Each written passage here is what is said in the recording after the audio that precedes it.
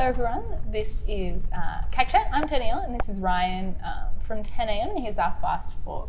So Ryan, who lives in your house? Me, my wife Hannah, and our two girls Helena and Annalise. Yeah, and what keeps you busy in the week?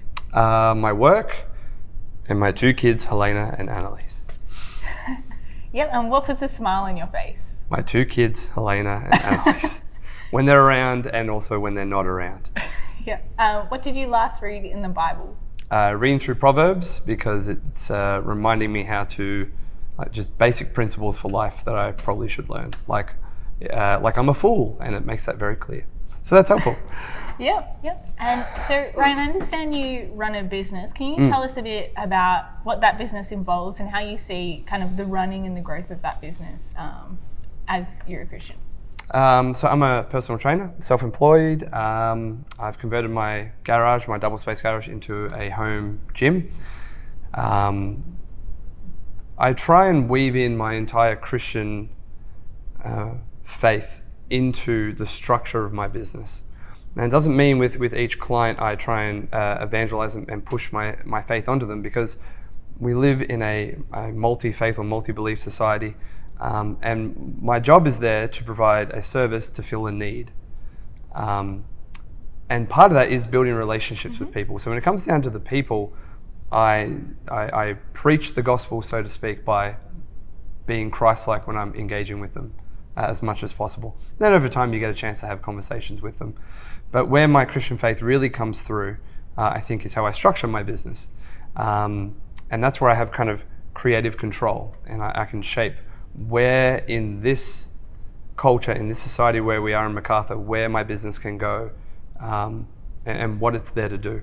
And I have a strong passion for general population people in just developing lifestyle habits that are going to keep them healthy and keep them relatively fit, and bodies that are actually going to be useful to them for a long time, and understand how to navigate that, as well as young people. There is a discipline that comes with looking after your health. You've got to fit in the training.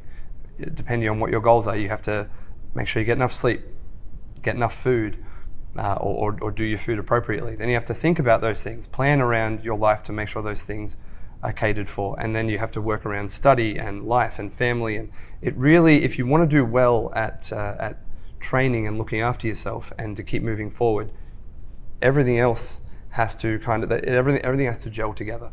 And so that discipline that exercise brings about, I think, is really important for young people. And the way I want to weave my Christian values into that is I want to make it more accessible for people as the business matures, and open up more opportunities for less wealthy or less privileged people to get this kind of information to live a healthy life.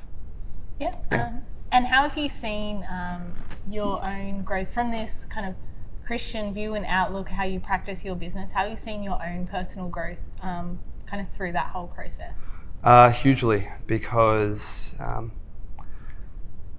when you've got two little kids who depend on you for food and for shelter, and you go through periods where you don't have the sustainable income there, and you have to decide, is this something I'm going to keep doing? Is this something I'm not going to keep doing?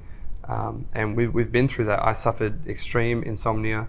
I technically, I guess it'd be bouts of depression, because I went and saw a psychologist because of the stress of, do I do this? Do I not? Do I even know what I'm doing? Thinking, would it be better if I just wasn't here for my family? Would it be better if I was just, if I put myself out, or if I just left them because I feel like I'm digging us into a hole? Now, through that process of, do I quit? Do I keep going? That has deepened my faith more than anything. Because ultimately I had to rely on the sovereignty and supremacy of God. And I come up with some good ideas that did eventually pay off for the business and cause it to flourish. But I had to come up with some ideas and go, all right, I'm going to try this. And if I get to this point, it's game over. I need to go do something else and suck it up, and God's in control. And whether I do this business or not, it's up to Him what I do on this earth. And it's just deepened that reliance on Him. So I hope that answers your question, but the business has pushed me into a deeper faith. Yep, that's been really encouraging, Ryan. So Tune in next week for our next episode, and we'll see you soon.